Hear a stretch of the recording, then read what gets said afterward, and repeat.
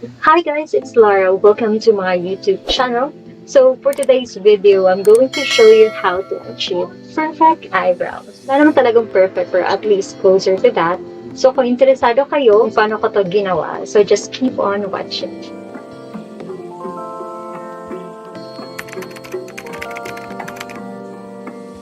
For this vlog, it's all about eyebrow tutorial using gel. So the product that I'll be using is L.A Girl Gel Liner. Wala na siyang label kasi it's been a year since I bought this product. And this is Gel 724 Brown. It comes with a free brush. And this costs 319 pesos. At sa Watson's ko to nabili. Hindi ko to gagamitin yung brush niya kasi para sa akin, it's too thick. Rather, I use a different brush. And this is BTLA. So, blur na rin siya. Hindi siya masyadong clear. So, it comes with a spoolie, with the brush. Diba? Ang ganda ng brush niya. So, thin and flat. Ito yung ika-recommend ko sa mga beginner pa lang. So, user-friendly siya. So, ito yung gagamitin ko. So, let's start. Usually, dito ako nagsisimula. Dito, parang sa may outer iris.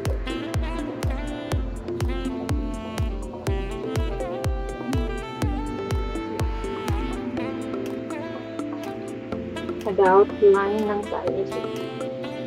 At yung ending tip ng kilay natin, dapat dito. So, diba? Ang bilis lang niya. Konting blend. Tapos, okay.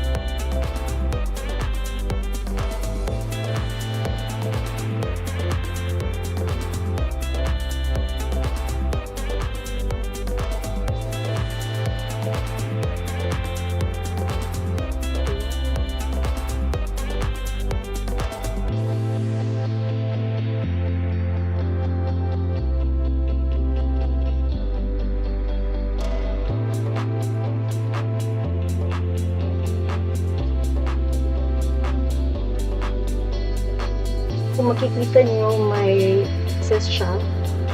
So, hindi siya talaga malinis pagkagawa. Don't worry kasi gagamit tayo ng concealer after for the finishing touch.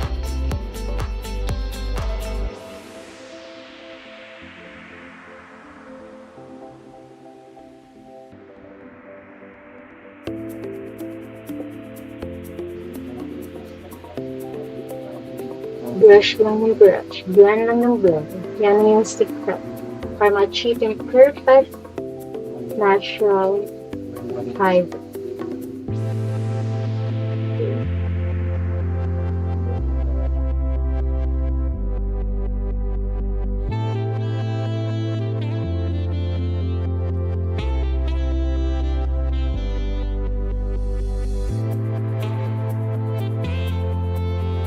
So, pwede na natin itong linisan using the concealer. At yung concealer na gagamitin ko ngayon, this is from BYS. Okay. And this is in a medium shade. And this only costs 200 pesos. So, okay lang din siya. Masagal naman din ito maubos. Lalong-lalo na kapag gagamitin mo lang siya sa kulay mo. At yung gagamitin ko na brush, ito yung sa L.A Girl.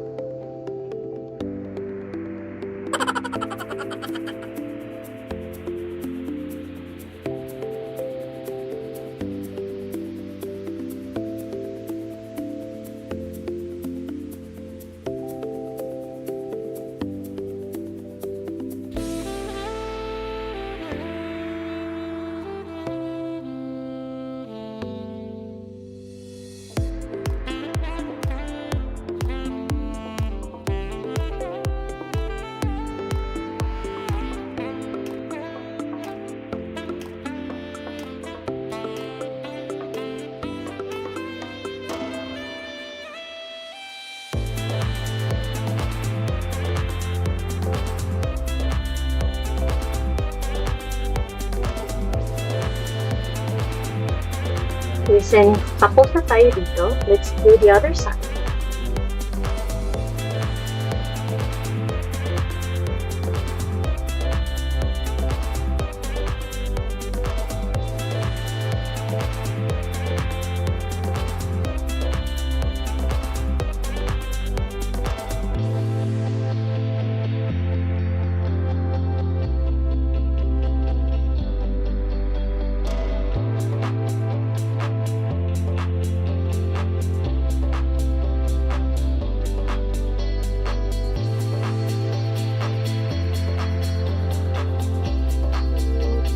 Blend lang tayo ng blend from even yung gel mo.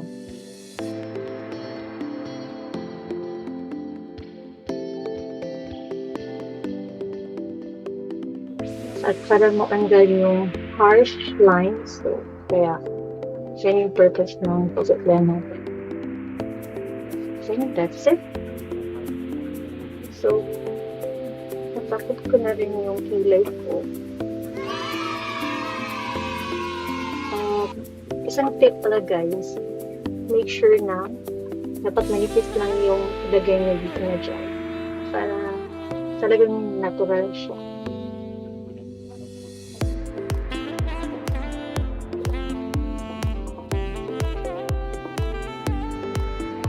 So that's my kilay.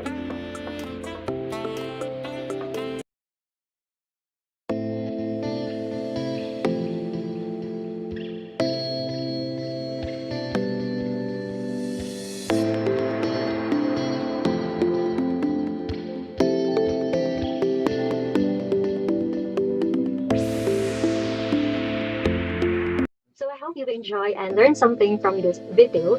So please don't forget to like, comment, and share this video. At kung may gusto pa kayong tutorial na gagawin ko, just comment down below.